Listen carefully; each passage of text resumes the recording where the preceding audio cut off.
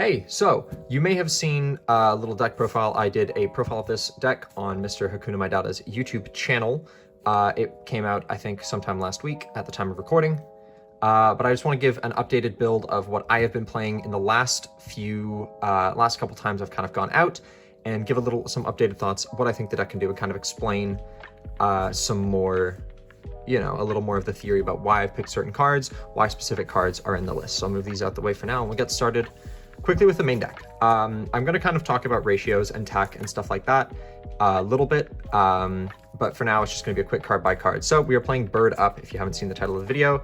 3 copies of Fractal, 3 copies of Nerval, 2 Keros, 2 Kit, 3 copies of Tenki, and for the rest of it we're playing 1 copy of Cerberell and 1 copy of Revolt.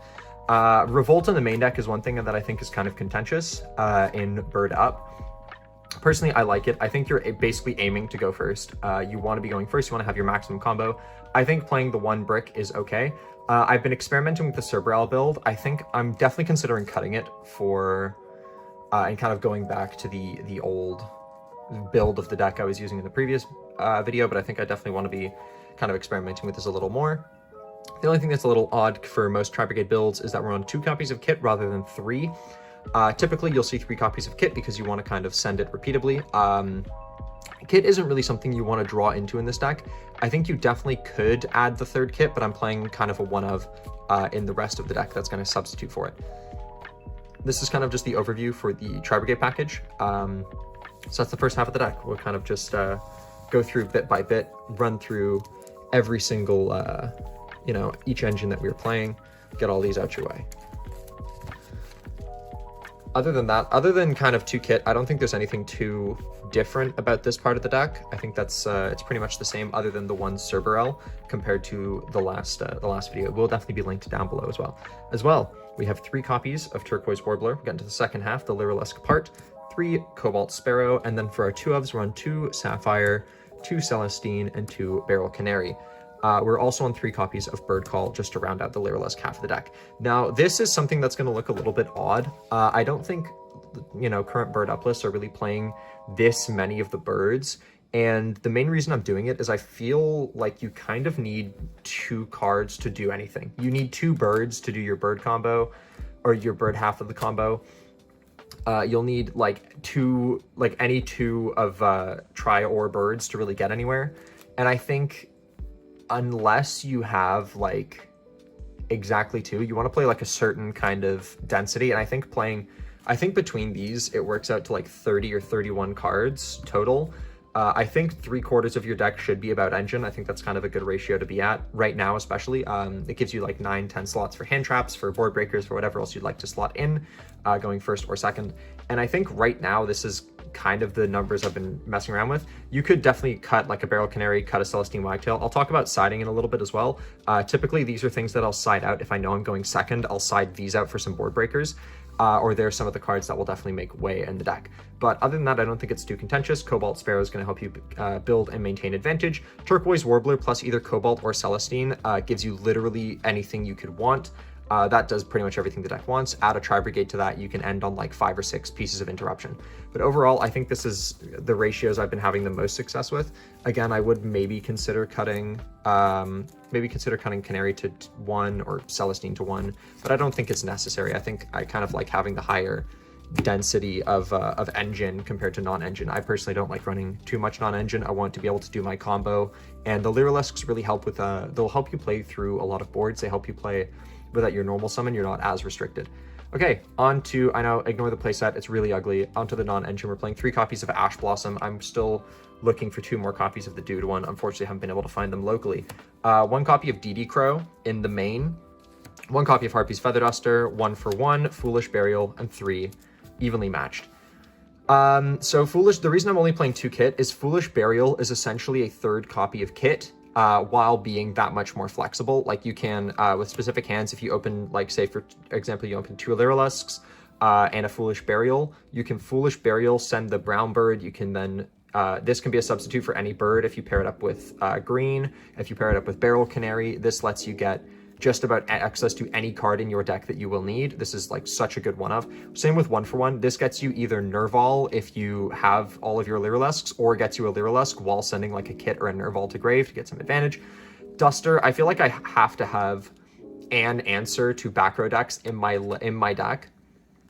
Especially like just I want to always have it in my deck. I think Duster is just like these, like Duster and Burial are kind of just like the 40th cards, like 39th and 40th cards. Like these two are probably interchangeable. I think DD Crow is definitely interchangeable. I'll explain why I'm on Crow in a second. But 3 Ash, 3 Evenly, I think is definitely like the ones I would recommend. I think you can make room, for example, like depending on your local, depending if it's for like a regional or something, obviously I would probably tech this out a little bit differently if it's for a regional. This is just what I've been playing kind of at a local level. But for whatever your local meta is, like tech it out for that. Like for example, at locals, we see quite a bit of like the ones I go to, I see quite a bit of Trap Tricks, fair bit of Labyrinth, a lot of Branded, a lot of Sprite are kind of like the 4 main, they're like the 4 main decks you run into at a local level. And then like, you know, like a dozen other rogue variants. So I feel like between having DD Crow and Duster in the deck, especially with how searchable DD Crow is, a lot of time I'll do my first turn combo and I'll end with a DD Crow in my hand. Like it guarantees a hand trap, and DD Crow hits a surprising number of decks.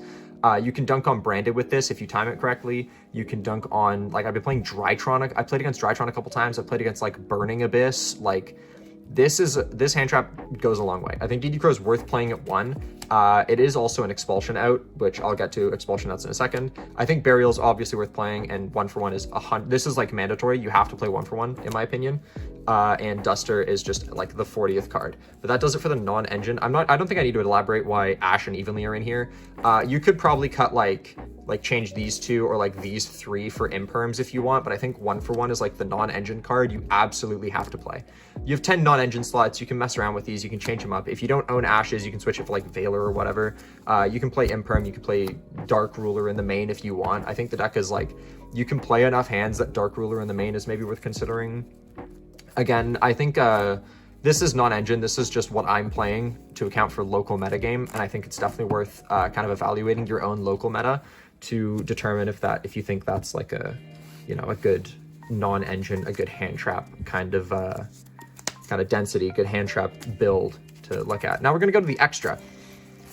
The extra deck is one part of the deck. So the reason you play the Fabled Cerberel is you discard it off of Tri-Brigade Kairos, and then without your normal summon, you can make Herald of the Arclight as part of your combo. Herald of the Arclight is an immensely powerful card. The reason you're going to want to make this is it insulates you against exactly evenly matched. It is part of your first turn combo. I can do a quick like sample hand at the end of this. Arclight is an immensely useful card, but there are a number of games where you just won't have access to Cerberel, and you'll really wish this was like a second copy of Farragut. And for those games, there's a lot of ways to take it. You can go for the lower level, kind of more consistent variant, which plays like, you can play like a second Farragut in your extra. You can play like a Hraesvelgr, the Desperate Doom Eagle. I don't know. There's about 15 different cards this could be, I think. I would say Arclight or a second Farragut. I'm also going to kind of talk about what else we're playing. We're on 1 copy of Almirage. Obviously, Almirage, this unbricks so many hands. I've had people ask why I'm not playing like the Scareclaw Link 1, Lightheart. The reason I'm playing this instead is because Lightheart helps with hands where you have like Kairos plus a bird, and this helps with hands where you have like Kit and nothing else. And this just gives you something to do with your normal summon. Because like Kairos plus a bird, you can like, there's nothing you can do with that. And I think having Lightheart wouldn't even give you anything to do with that. Like you could Kairos, pitch the bird, summon Kairos, banish the bird for the Lightheart, link off into whatever and into Farragut, and then what do? You have nothing else to do after that. This unbricks more hands, in my opinion. This helps, like, you hard open just like Nerval, you hard open you hard open just Nerval or just Kit. This does a lot for you. As well, we're going to get onto the Link 2s. We have 1 copy of Farragut. I would love to find room for a second copy. The Arclight's kind of sweating right now. 1 copy of Bearbrum and 1 copy of Double Dragon Lords. DDL is part of your end board. This card helps so much. Like, you just make this on like turn 2 or turn 3, and it just breaks through every board by itself if you get to summon this. Bearbrum is like an amazing part, amazing extender. The reason I'm playing the Revolt in the main, you know, this searches it, and Farigite is just your main extender out of the extra. I would love to grab a second one of these and try and put a second one in, maybe over the Arclight, and it adds a lot to consistency. Like there was a game I lost where if I'd had a second, like my Farigite got ashed, or got Imperm, sorry. If I had a second Farigite, I had like one monster on board and like Farigite, I could have linked those two up, gone into a second Farigite, and then continued comboing. From there, could have got me like an extra draw into something. I don't know. There was a bunch of things I could have drawn into that could have helped. Having a second Farigite could have maybe unbricked that hand, but it was a bad hand for sure. That kind of does it for the Link 2s. Those are the only Link 2s we're playing. In terms of like other cards to consider in this kind of position, second Farigite obviously is the big one. I don't think there's too many other Link 2s for this deck that are really worth playing. Maybe the Harpy Link 2, but even then you have ways to play Featherstorm. We'll get into Featherstorm in a second. We're on to Link 4s immediately. So I'm not playing any Link 3s in this deck, and my Link 4 lineup is going to look really suspect. I have 2 copies of Tri-Brigade Shraig, the Ominous Omen, and 1 copy of Appaloosa, Bow of the Goddess. So Appo you're going to make going first, and Shraig. You may think, why are we playing 2 Shraig, and where the hell is access code? I don't know an access code talker. And also, I think this deck can just kill from like 1 card or 2 cards so easily, and you will regularly end turns with like 2 cards in your hand. Second Shraig helps, so you can make Shraig as part of your first turn combo. Particularly, you make it as part of your first turn combo if you're going into Arclight. Linking a Shraig off with 4 banished monsters is how you search the Cerberell, and you link it and like a Nerval off to grab Cerberell and Karos to your hand. Once you grab those 2 cards to your hand, then you can Karos pitch and then make Arclight. Having the second one for Revolt goes just so far. Having a second Shraig is like a secondary board breaker out of the extra. Like if you resolve both Shraigs, you've won the game. The game's over. Like access code would be really nice, but I think just playing 2 Shraig is fine.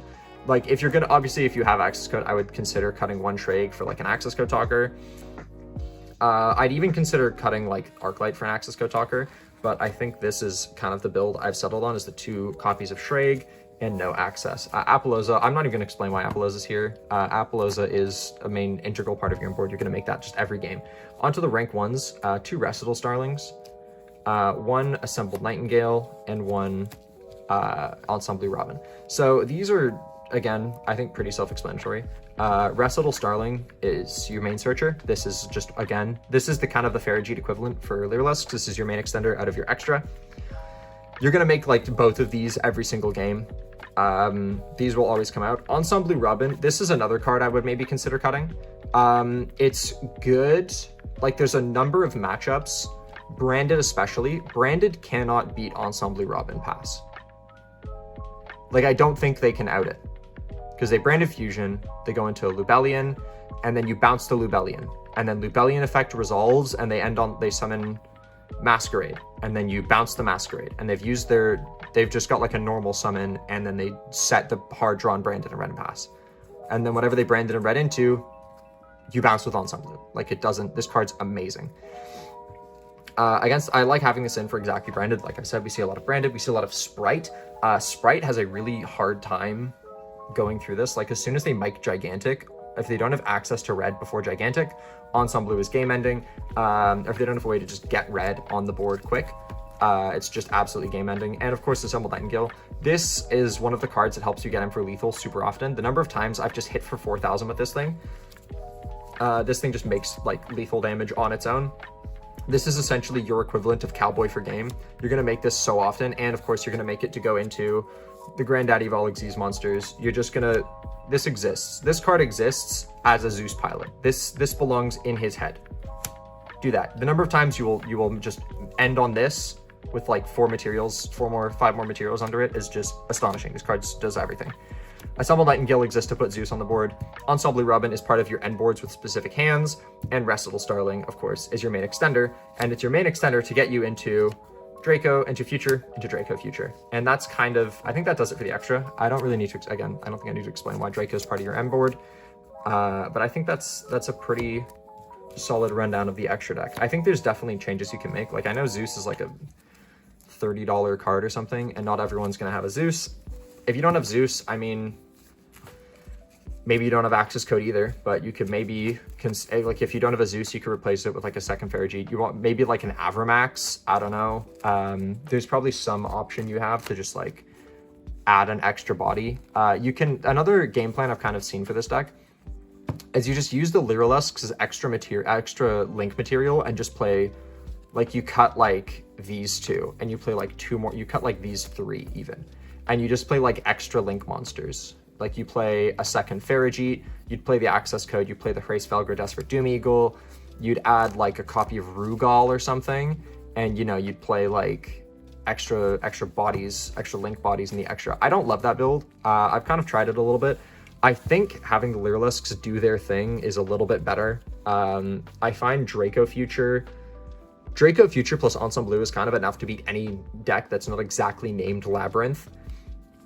Like Traptrix, they normal summon, like the only back row deck that loses to, the only two things that end board loses to pretty much are like hard opened Dark Ruler / Evenly, or like, I don't know, exactly Labyrinth, or Traptrix if they hard open the field spell and two names.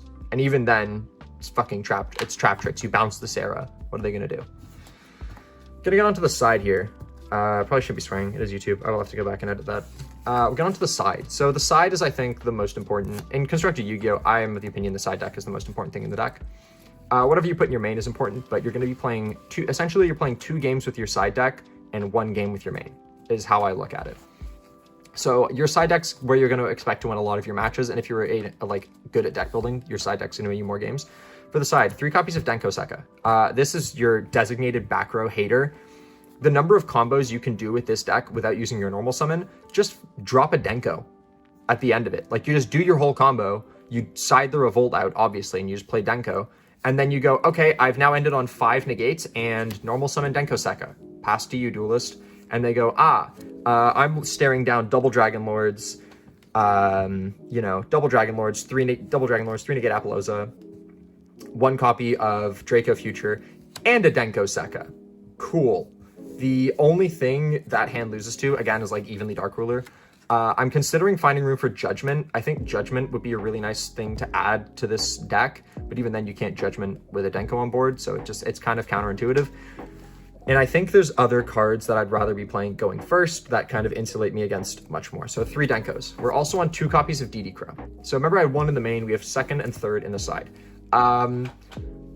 More than half of the individual games I have lost in the last like month have been to exactly the card Branded Expulsion. I think right now you kind of need to have a designated answer to Expulsion in the side to give yourself a good chance against Branded. So I'm playing the 1 Crow in the main because it works really well with this deck. It's searchable.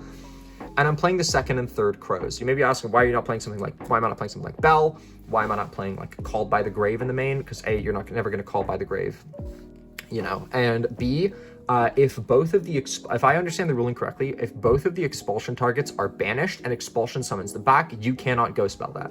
So the way you stop them from getting access to expulsion is DD Crow banish the Albion in their main phase. Like you just banish the Albion as soon as it hits the grave. That way, if Albion isn't in their grave at end phase, they can't set expulsion from deck, and they've just got some useless garbage. Their end board is terrible if you do that. Or like at the end of main phase, just DD Crow their Albion. And then they go, oh shit, pass to you, Duel, and then they end on nothing. Like DD Crow is, in my opinion, the best answer to expulsion exactly. And I think it's important to kind of have an answer to that. The reason I'm only playing, I'm only playing 2 in the side, so this build allows me to keep an extra side deck slot, essentially. We have 3 copies of Dark Ruler No More in the side deck. Like I said, lots of Sprite. Especially like Melfi Sprite. There's a guy who I've played against a few times who has this like Melfi Sprite list, and it's like a absolute abomination, but it ends on like 7 negates, and like having Dark Ruler goes so far to breaking boards. I think it's like this plus evenly having essentially 6 board breakers in your deck just goes so far. I'd consider Droplets. I think Dark Ruler's better because you can just Dark Ruler, break their board, and then still end on like 2 or 3 interruptions. I think it's just so much stronger. Now, we get to the really spicy stuff. So this list is kind of really, the engine alone is good enough going second. So I think this deck needs, you put enough for going first blowouts in, you have the 2 Feather Storms, the 2 anti-spells, and 3 copies of Dimensional Barrier. So having these going first blowout cards means that if you can guarantee going first against like 90% of decks, you can just put all 7 of these in. And if one of them resolves, you all but guarantee you win the game. Like if D-Barrier or Featherstorm resolves, you guaranteed win the game. If you get 2 of these 3 to stick, the game is now over. Like no ifs, ands, or buts. I think having like I've considered like, oh, what if I put a 3rd Storm, a 3rd anti-spell, and I think that's a little greedy. I think it's just better.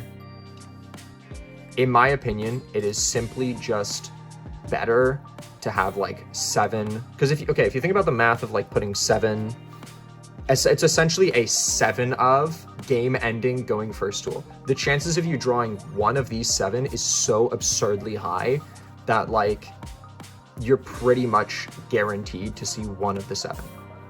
And I think you can mess around with ratios. Like you could take a D-Barrier out for like another anti-spell. For a you could probably even cut to 6 if you don't want to play anti-spell.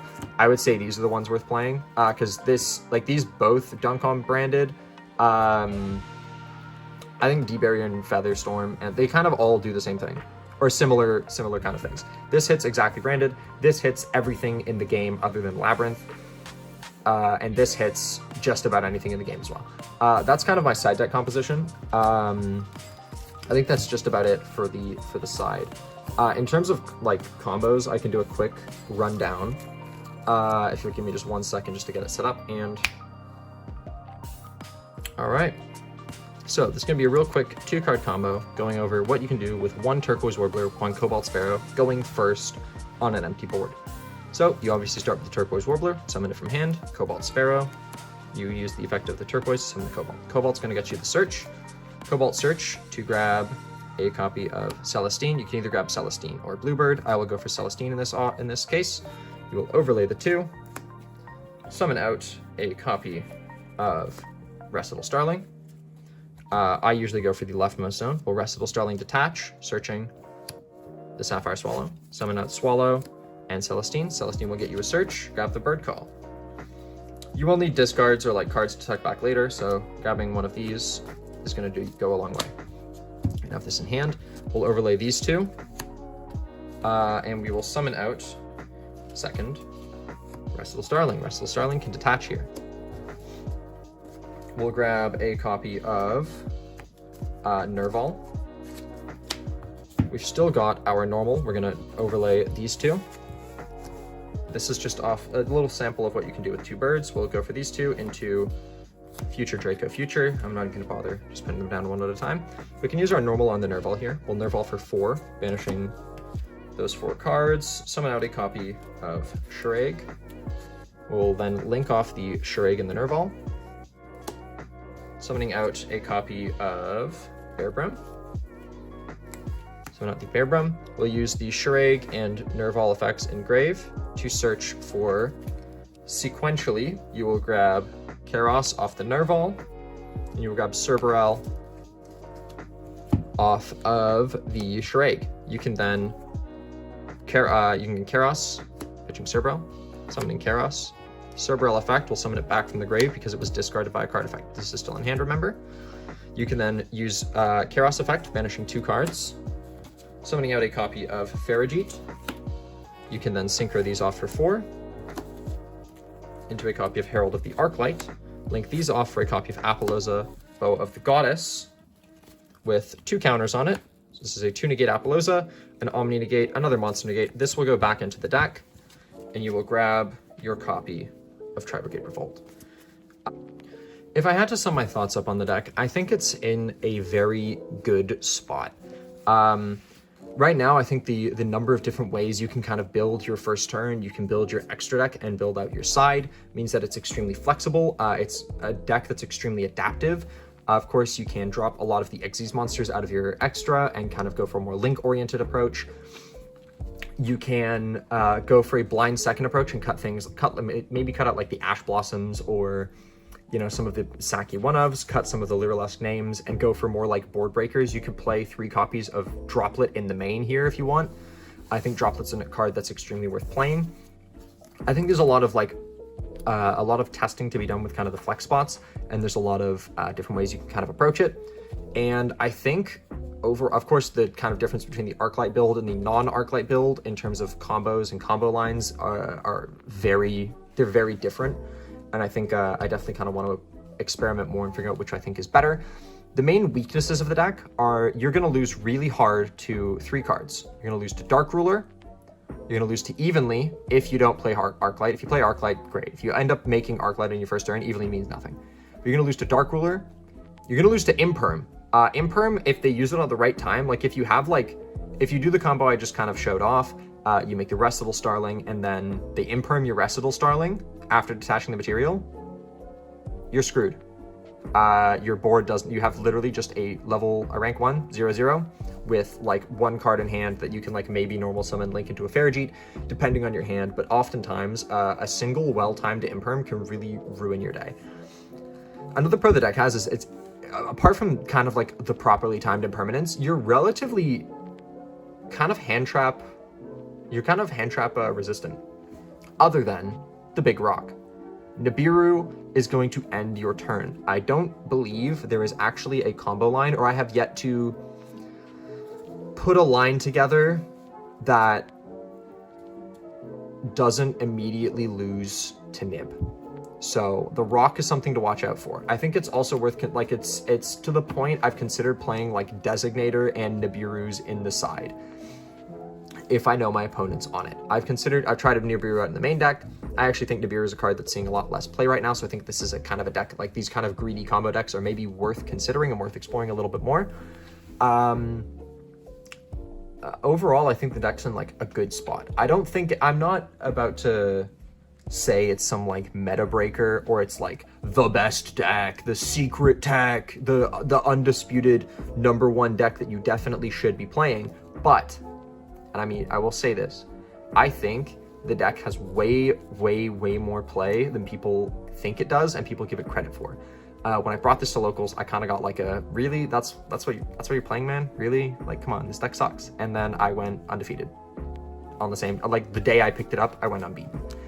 I think this is definitely one to check out, and I will definitely also link to, if you want this like a more brief rundown, there'll be a link for the previous build that I was using. I do think this one's better. I have yet to go undefeated with this build, but I do, like after testing with it and playing with it, I think this build is significantly better. I think the side deck composition of this build is much better, and I think it is definitely, this is the one I would recommend picking up. But if you want a more brief rundown, Hakuna Matata's video will be down in the description. Definitely go give him a check out, go sub to him, and thank you everyone for joining me. Appreciate you watching all the way through. And check out stream, check out Twitch, come see stream. We play Yu-Gi-Oh there sometimes, and thank you for watching.